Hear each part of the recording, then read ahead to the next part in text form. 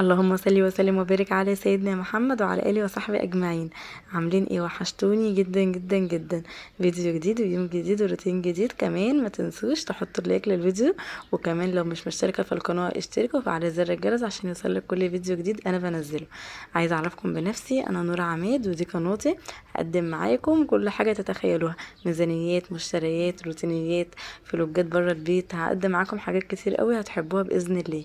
اول حاجه طبعا حابه اشكر كل الناس الجديده اللي دخلت لي في القناه جديد امبارح. بجد انتوا وجودكم يعني مشرفني وعلى راسي من فوق. وبجد اسعدتوني بتعليقاتكم الجميله. وكمان فرحانه جدا كل الناس اللي دخلت اترحمت على بابا، ربنا يرحمه يا رب ويغفر له ويسكنه فسيح جناته.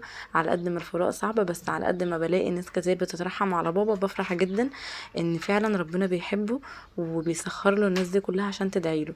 وكمان بشكر كل صحابي وحبايبي اللي بيشجعوني وبيدعموني كتير، حتى لو بكلمة صغيرة. مع ان امبارح واحدة من صحابي عملت معايا موقف انا عمري ما هنساه ابدا ابدا. والموقف ده يعني ما يخرجش من 3 صحابي. دول انا عارفاهم من خلال السوشيال ميديا، بس بجد يعني دول في حتة تانية، يعتبر انا ماليش فعلا غيرهم. وعايزه اقول لهم في الفيديو ده اللي انا بحبهم جدا جدا جدا.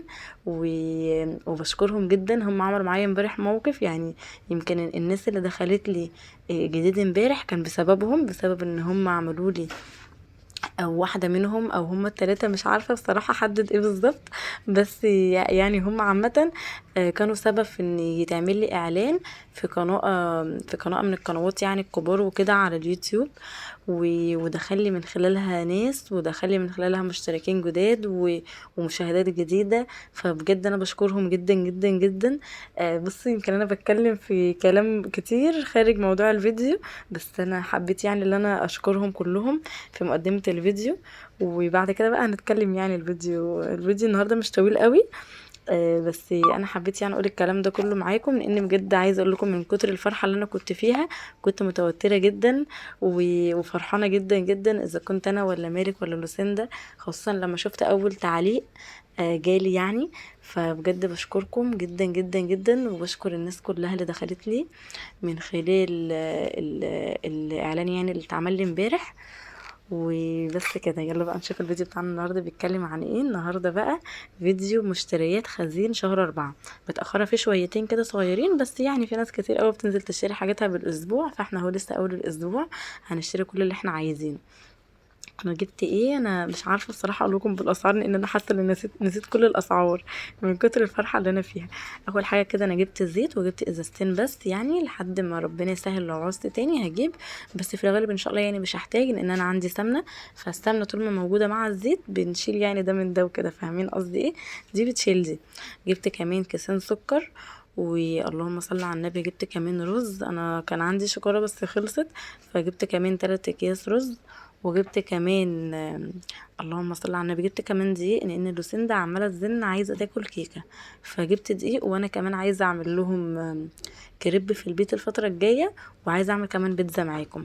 فعشان كده جبت كيسين دقيق، الكيس دوت كيلو، فان شاء الله هيكفوني وبزياده كمان. وكمان للبشاميل احنا بص بنحتاج الدقيق ده في حاجات كتير قوي بصراحه، خاصه انا عن نفسي يعني بحتاجه لحاجات كتير قوي.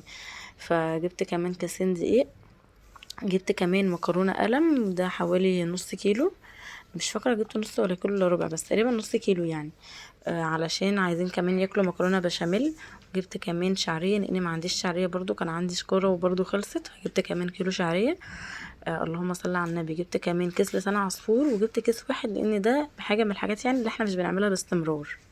جبت كمان علبة ماجي، ودي طبعا من الحاجات اللي انا مقدرش استغنى عنها. ودي اللي كمان للقرص. مالك عايز اقول لكم ان دي كمان للقرص، بس بصراحه مش عارفه اعملهم قرص ولا لا، لان القرص عايزه كمان كيس دقيق كمان يعني. فممكن بقى نعمل على مدار الشهر ده اجيب لهم كيس دقيق واعمل لهم قرص، او يعني اي حاجات من بتاعه الافران دي، يعني اي مخبوزات. البوريك هما بيحبوه جدا، فممكن اعمل لهم بوريك بالجبنه بيبقى حلو قوي. جبت كمان عدس اصفر، وبصراحه انا ماليش في العدس قوي. انا جبت نص كيلو، بس انا جبته يعني علشان انا ماليش في العدس، بس بحب الرز بالعدس اللي هو الكشري الاسكندراني، لما اسلق كده جنبه بيض وادحرجه كده في شويه سمنه، ادحرجه في شويه سمنه، واعمل كده جنبه شويه صلصه بتوم، فبصراحه بيبقى طعمه حلو قوي. وشويه سلطه. يعني الاكله دي تبقى متكامله كده، تبقى جميله قوي. باذن الله نعملها مع بعض الفتره الجايه. وجبت كمان عدس بجبه، جبت ربع كيلو عشان لو عوزنا مثلا نعمل كشري. ما هو مش بتعمل في حاجه عن نفسي غير الكشري. يعني في ناس كتير بتعمله زي الفول كده، بتدمسه تقريبا وتحط عليه صلصه زي الفول.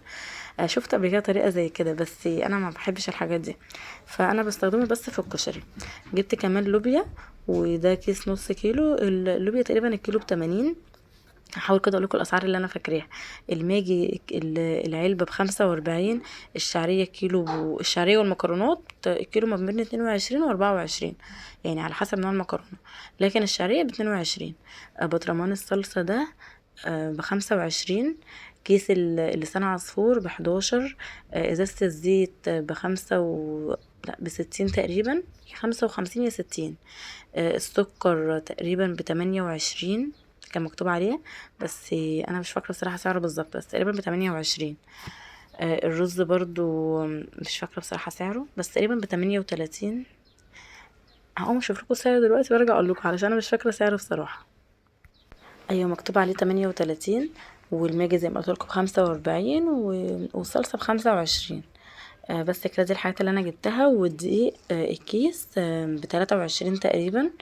فالاسعار يعني حلوه ومتفاوته كده. هي الحاجه غليت شويتين بس يعني احنا جبنا الحاجات اللي هتكفينا وبس، يعني ما جبتش حاجه بالزياده.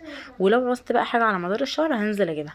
بس كده الفيديو بتاع النهارده خلص، واتمنى الفيديو يعجبكم. وكمان يا ريت تكونوا مبسوطين معايا في القناه، فاكتبوا لي بقى تعليقات حلوه كتير زي اللي كتبتوها لي امبارح. بجد فرحتوني جدا جدا جدا. ونفسي اعرف مين الجندي المجهول اللي ورا الاعلان بتاع امبارح. بجد كنت يعني فرحانه بطريقه ما تتوصفش.